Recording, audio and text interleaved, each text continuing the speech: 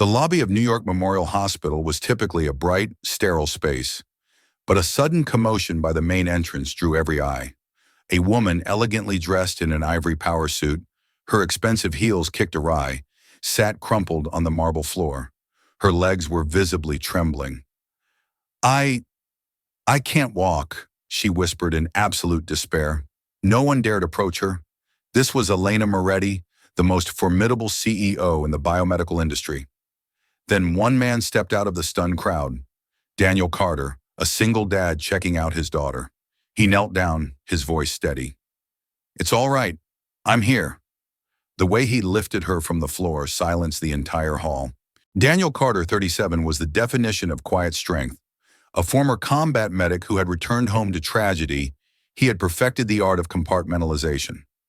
5 years after losing his wife to a sudden illness, his world was an intricate, meticulous ballet of work, fixing the complex, life-saving medical equipment, and fatherhood.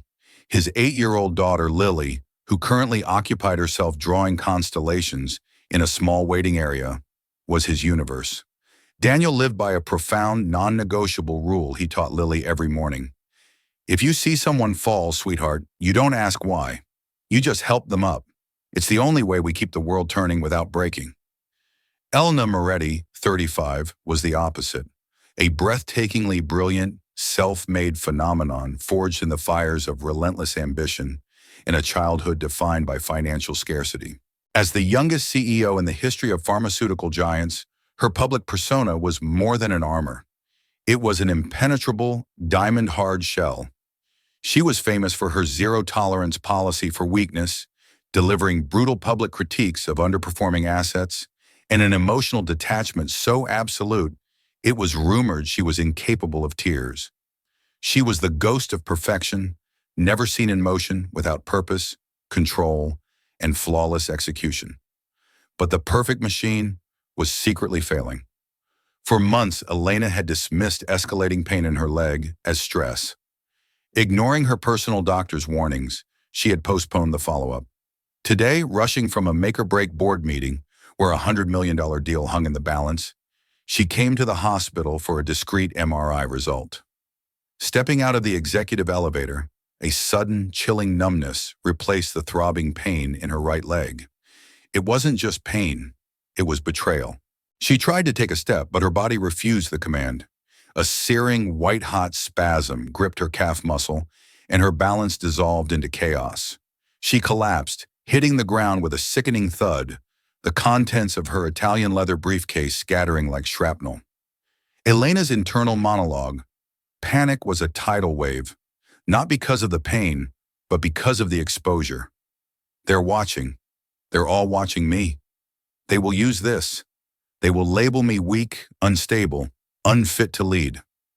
Her mind raced, calculating the catastrophic PR fallout, the inevitable stock dip, the hungry vultures on her board. The physical pain was secondary to the professional horror. The crowd of expensive suits and white coats maintained a 10-foot radius, paralyzed by her reputation. No one wanted to touch the untouchable. When a flash of blue light confirmed a hospital visitor was recording with a cell phone, Elena, driven by a primal need for control, scrabbled backward against the wall. "No! Stop! You must stop filming me! Delete that footage immediately," she pleaded, the formidable CEO reduced to a desperate, shaking woman. Daniel, just finishing his shift and collecting Lily, saw the frantic movement and the wide, panicked eyes beneath the razor-sharp blonde hair. He didn't see the CEO. He saw a person drowning in front of an audience. He spoke a quiet word to Lily. "Stay here, honey. Daddy's got to help someone," and walked directly into the center of the commotion. He knelt, meeting her desperate gaze with an unblinking calm. He ignored the cell phones and the gasps. "Can I touch you, Elena? I need to check your leg. I promise I won't hurt you," he asked, using her first name, a shocking familiarity. Elena stared up at him, distrust etched into every perfect feature. "Who are you? Are you a surgeon? A specialist?" "No," Daniel replied, his gaze steady, his hands resting patiently on his knees. "I'm a biomedical technician. I fix the machines that save lives. I know how to handle broken parts and how to restore stability." His quiet confidence, the simple, undeniable truth of his statement, instantly cut through her rising hysteria. He gently placed his expert hands on her lower leg, palpating with controlled pressure. He quickly assessed the damage, an acute ligament strain causing a severe protective muscle spasm. Immobile, terrifying but safe from fracture. "You are safe, no fracture," he confirmed, relief evident in his tone. "But you cannot put weight on this. You are done walking for the day. I will take you to the emergency room for confirmation." I can't be seen in a wheelchair," she whispered, the public image still her greatest prison. "Are you absolutely certain you can lift me without causing further injury?"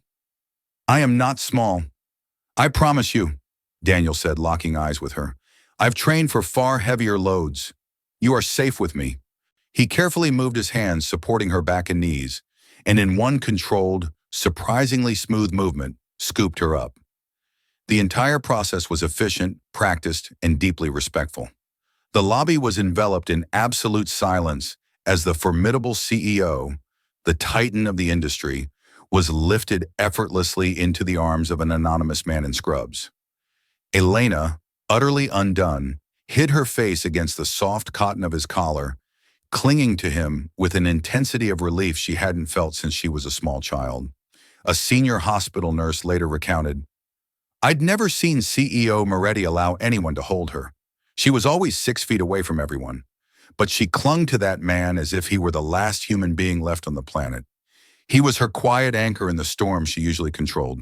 Daniel carried Elena straight past the chaotic emergency triage and into a designated private examination room. He gently placed her on the examination table, moving with a controlled grace that spoke of experience and strength. Lily, the small diplomat, followed closely, wide-eyed but calm, sensing the serious nature of the moment. As Daniel adjusted the pillows for Elena, Lily approached the table. "Ma'am, does it hurt a lot? My knee hurts when I fall off my scooter," she asked softly, her innocence cutting through the thick professional tension. Elena, whose public face had only two settings, commanding or dismissive, felt her features soften into a genuine, tired smile, something few had ever witnessed. "It does, sweetheart, but I'm mostly just a little scared right now," she admitted, the vulnerability astonishing even to herself. Lily immediately offered her prized possession, a worn, one-eyed stuffed bear named Chester, whose stuffing had seen better days. "You hold Chester," Lily instructed, placing the bear firmly in Elena's hands. "He helps me be brave. When I hold him, I remember that even if I fall, I can always get back up." Elena, a woman accustomed to clutching multi-billion-dollar stock options and complex patent agreements, found herself clutching the plush, simple toy. It felt potent, warm, and real. The attending physician confirmed Daniel's assessment. Acute ligament strain, requiring full, non-negotiable rest, immobilization in a brace, and intensive physical therapy. As soon as the doctor mentioned rest, Elena instantly tried to push herself up, driven by pure professional panic. "No, that's impossible," she gasped, trying to swing her legs over the edge. "I have a multi-million-dollar presentation tomorrow morning. I'm speaking at the World Health Summit. This deal is pivotal to 3 new drug lines. If I don't appear, the competition will use it against us." Daniel firmly but gently pressed her back onto the pillows. His hands were firm, his authority absolute. "Stop, Elena. Listen to me," he commanded, his voice low and unwavering. "The financial loss from one delayed presentation is recoverable. You can reschedule the meeting. Permanent mobility damage caused by ignoring a torn ligament is not recoverable. You are too important to risk your health for a single morning presentation." The stark threat of permanent disability, delivered with his technician's certainty, finally silenced her professional fury. After the doctor left to arrange the brace, Elena stared at Daniel, her carefully constructed defenses stripped away. She saw the quiet exhaustion in his eyes and the deep empathy that was impossible to fake. "Why are you still here? Why did you use my first name? Why do you care this much?" "It's not about you, the CEO," Daniel said, adjusting Lily's hair. "And it's not about caring that much. It's about a baseline. I just did what a person is supposed to do for another person who is clearly hurting, and cannot help themselves. You don't need to be anything to me to deserve that. He helped her transfer into a high-quality hospital wheelchair. As they moved toward the exit, they were ambushed by the media. The story of the CEO's collapse had already spread like wildfire. Elena flinched violently, raising a hand to shield her face, her eyes wide with fear. Daniel instantly moved the wheelchair into a protective position, forming a broad, silent barrier against the harsh lights and the barrage of microphones. "You don't need to be strong for them," he murmured into her ear, his voice a steady rumble of protection. "You just need to hold on to Chester and hold on to me." The press surged. Seeing the chaos, Daniel abandoned the wheelchair. He lifted her again, this time with a clear, deliberate message of defiance to the world, shielding her face with his shoulder as he carried her swiftly and safely to her waiting, armored car. Inside the car, the adrenaline faded, and Elena confessed, her voice a vulnerable whisper against his collar. "I spent my whole life ensuring I would never, ever need anyone. I fired people for less than showing need. I hate this feeling of needing your strength." "That feeling is not weakness," Daniel replied, his hand resting reassuringly on her shoulder. "That feeling is called trust. And today, when you are in pain, trusting the right person is the strongest thing you can do." He delivered her to the elite recovery facility, a sprawling penthouse suite overlooking Central Park. As the immediate crisis subsided, Elena leaned against the velvet headboard, heavy with emotional and physical exhaustion. "If I told you that under all the power, I am absolutely terrified of losing control of my body, my company, my future, would you believe me?" Daniel leaned against the wall, crossing his arms. "Yes, completely. I know that fear very intimately, Elena. The people who carry the most weight worry most about dropping it, because when it drops, the damage is catastrophic. You speak like someone who has truly suffered a loss that changed the axis of your world," she observed, her eyes sharp despite her pain. "I have. I lost my wife, Lily's mother, 5 years ago. Cancer took her fast. I collapsed, figuratively and literally. I didn't work for 6 months. I thought I'd lost the ability to feel anything but cold emptiness." Daniel paused, his gaze distant. "The grief taught me that the only thing that truly breaks you isn't the fall itself, but the belief that you have to pick yourself up alone." Tears, the first tears anyone had seen her shed in decades, spilled down Elena's cheeks. I have never had anyone beside me when I finally fell apart. Never. I'm always the one expected to be standing." "You're not alone today," Daniel promised, "and you don't have to be the one standing right now. Just rest." She squeezed his hand, her formidable grip surprisingly tight. "Stay," she pleaded, all pretense of the CEO gone, replaced by the vulnerable human. "Just until I fall asleep. Please, Daniel." Daniel stayed, sitting silently beside her bed, his presence a powerful, restorative balm. The attending nurse, a veteran of celebrity patient care, was quoted saying, "She held his hand the entire time he was in the room until she drifted off. She wasn't holding him like a lover, but like a life raft. It was like she was physically tethered to him, afraid to float away." The following morning, professional panic returned with a vengeance. Despite the prescribed pain medication and the doctor's explicit orders, Elena felt the overwhelming, conditioned need to project strength. She pushed the brace aside and attempted to stand, driven by a catastrophic, almost suicidal sense of duty. Her leg instantly buckled. She didn't fall gracefully. She screamed, collapsing violently and painfully back onto the soft bed. The pain was excruciating, and worse, the sound was heard by Daniel, who had just stepped back from having coffee with Lily. "I can't walk! I can't do this!" she shrieked, tears of sheer frustration and agony streaming down her face. "I am going to lose everything. They will label me incapable, weak. I will lose the company I built piece by painful piece." Daniel rushed in and caught her flailing attempt to stand again. He held her shoulders, his gaze penetrating and completely unyielding. "Stop, Elena. Stop doing this to yourself. You have nothing to prove in this moment," he spoke fiercely, shaking her slightly to break the cycle of self-destruction. The only truly weak person is the one who chooses to deceive themselves about their pain and their limitations. You are in pain. That doesn't make you a failure. It makes you a human being with an injury. Elena clung to his jacket, sobbing uncontrollably. Daniel, I am absolutely terrified. I built this company on the promise of never failing. I cannot lose it now. The board meeting starts in 2 hours. I have to go.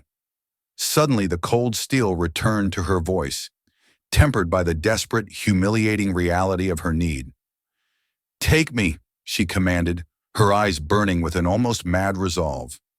Take me to the Moretti Tower. I refuse to let them see me fail, but I need you, and only you, to ensure they don't see me fall. Daniel saw the life or death pressure in her eyes, the conviction that her appearance, no matter how painful, was the critical defense against a corporate coup. He knew arguments were futile. All right, he agreed, the word a commitment carved in stone. But we do it safely, my way, with certainty and complete control. He immediately called her head of security, Max, a hulking man who looked at Daniel with ill-disguised confusion. Max, I'm taking the CEO to the tower. Do not let her leave the cars until I give the signal. I will carry her in. Max simply nodded, recognizing the unique authority in Daniel's voice. The Moretti Tower was not just besieged, it was under a state of siege by global media. As their armored Mercedes pulled up to the curb, the flashing lights and roaring voices were deafening. Hundreds of journalists swarmed the entrance like piranhas. Elena instantly shrank back, pulling her body into a fetal position in the seat. Too many people. I can't. The cameras will rip me apart. I can't show them the brace. I can't. Look at me, Elena. Now, Daniel instructed, his voice cutting through the noise. Focus on my voice. I am your shield. Nothing touches you while I hold you. You look at me, and you trust me to carry the weight. He opened his door, moved around the car, and opened hers. Without a word of warning, he lifted her into his arms again. This time it wasn't a rescue. It was a deliberate, public statement. He didn't rush, didn't sneak in the back door. He walked directly toward the media gauntlet, carrying her with a protective certainty that instantly silenced the frenzy. Reporters froze. Cameras held mid-flash. The sight was surreal. The CEO, the global icon of ruthless, self-made strength, was being carried with undeniable protective tenderness by an unknown man in simple, dark clothing. Elena buried her face into his expensive suit jacket, the shame and fear momentarily neutralized by the absolute security of his grip. Daniel, completely unfazed by the global media spectacle, walked steadily, purposefully through the crowd. He moved with the quiet dignity of a man protecting his most valuable and fragile possession, his eyes fixed only on the door. He delivered her into the hushed, high-stakes conference room, filled with her most dangerous and skeptical board members. He gently settled her into the custom-made chair behind the massive, imposing podium, positioning the chair so her legs in the brace were completely concealed. Elena reached out, her fingers tightening around his wrist one last time. "Stay with me," she whispered, her voice a complete surrender of her autonomy and her lifelong principle of needing no one. Daniel squeezed her hand back, a silent promise. He then moved swiftly to the corner of the room, positioning himself perfectly, not as an assistant, but as her silent, unwavering shadow, close enough to intervene, far enough not to distract. The presentation began. Elena spoke with chilling clarity and commanding conviction. She unveiled the pivotal drug trial data, her intellect sharper than ever, concluding with an unexpected philosophical shift, prioritizing patient access over immediate profit margins. A change inspired by her recent confrontation with human fragility. Her injured legs trembled violently beneath the podium, but only Daniel knew. He was her unseen foundation, her private anchor holding the ship steady during the storm. At one point, Max, the head of security, made a subtle movement toward the podium, worried by the faint tremor. Daniel caught his eye, gave a single imperceptible shake of his head, and Max backed down. Daniel knew any intervention would shatter her concentration and confirm the weakness she was desperate to hide. He communicated his resolve through sheer protective presence. As she concluded, detailing the humanitarian aspects of their new strategy, the entire hall, stunned by her brilliance and moved by her apparent shift in perspective, rose in a thunderous standing ovation. Elena looked back at Daniel, her eyes pooling with tears of profound dual triumph, professional victory and personal survival. "You saved me," she mouthed, her lips barely moving, cracking with gratitude. "My career, my company. You saved the best part of me by letting me be weak." He simply offered a slight nod in a slow private smile, a silent moment of shared victory that superseded the public spectacle. A senior executive later interviewed confessed, "That man didn't just carry her, he shattered her armor." She couldn't take her eyes off him after the presentation. She was looking at him with a depth of gratitude and, honestly, need that I've never seen her show to anyone. It was clear he was the only reason she was standing, or rather, sitting there. Following the triumphant presentation, Elena fully committed to physical therapy, realizing her body demanded the same meticulous attention she gave her business. Daniel and Lily became constants, their quiet, stable rhythm the perfect counterpoint to her high-octane, high-stress world. Lily, with her innocent affection and refusal to recognize Elena's CEO status, was the primary healer. "Ms. Elena, look at me jump," she'd exclaim, performing dramatic, wobbly leaps across the recovery suite, her small body an embodiment of pure, uninhibited joy. Watching Lily's simple, unburdened happiness, Elena found herself laughing freely, a rich, full sound that felt unfamiliar and beautiful. The gentle domestic rhythm of a father and daughter, reading aloud, doing homework, playing board games, slowly melted the rigid ice around her heart. One chilly evening, as Daniel read a story to a half-asleep Lily on the adjacent couch, Elena looked over, the words tentative and honest. "Daniel," she began, the casual use of his first name now feeling like a profound intimacy. "I've reviewed the data. The only consistent predictor of my stability over the last week has been your presence." She paused, her eyes dark and serious. "If I told you that I don't just want you to be my temporary anchor while I recover, but my permanent one, would that commitment, that level of unexpected change, frighten you?" He closed the book, setting it gently aside. He looked at her, serene and centered, a man who had already faced his deepest fears and survived. "No, Elena," he said, his voice deep and honest. "It wouldn't frighten me. I want to be the place you lean, the person you don't have to put the armor on for. I want a life where we both know we'll be there, not just for the fall, but for the slow, quiet times too." Elena reached out, tracing the faint, jagged scar on Daniel's wrist, a memento from his medic days. "You've carried so much pain, Daniel. The death of your wife, Lily's grief. How can you risk taking on mine?" "Pain is the ultimate teacher," he confirmed, taking her hand. "It taught me how to recognize what is genuinely important. It taught me how to cherish the small, imperfect moments. And most importantly, it taught me how to recognize and cherish the person who makes the heavy weight feel manageable. Before you, my life was functional, meticulous, but joyless.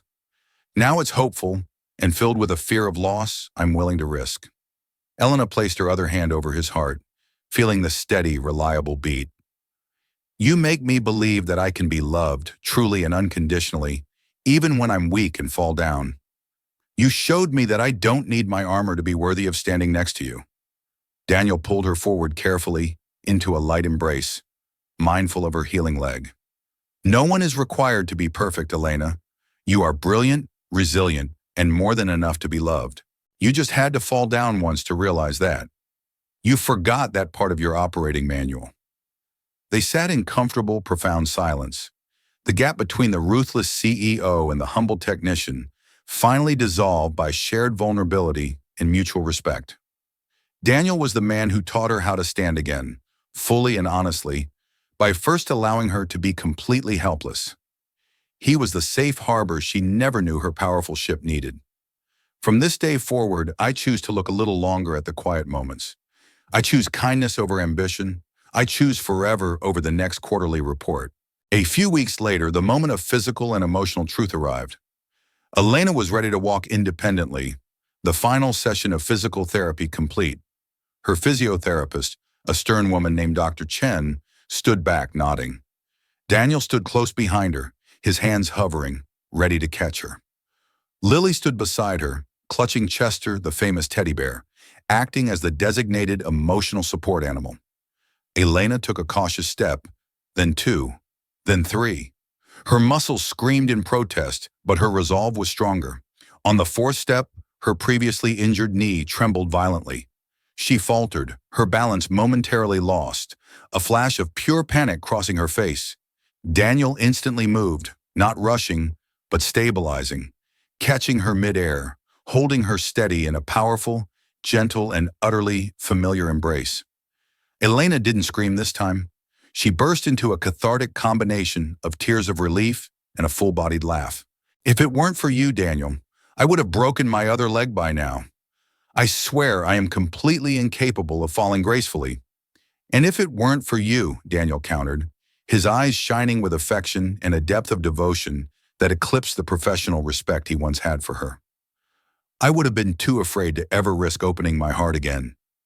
You taught me how to be brave enough to love after the worst kind of loss. Elena straightened, leaning slightly into his stability, but meeting his eye with her full, commanding conviction. The moment was profound, the culmination of shared trauma and recovery. Daniel, I have something I need to tell you. Something more important to my future than any board meeting, any acquisition, or any drug patent. He held his breath, sensing the absolute gravity of the moment. From the day you carried me out of that hospital lobby, she began, her voice ringing with clarity and absolute truth, I stopped being afraid of the future because I realized I was only ever afraid of one thing. Afraid of what, Elena? He asked gently. I was afraid of being loved because I thought love meant weakness, distraction, and the ultimate surrender of control. You showed me that love isn't a surrender. It's the strongest foundation of all.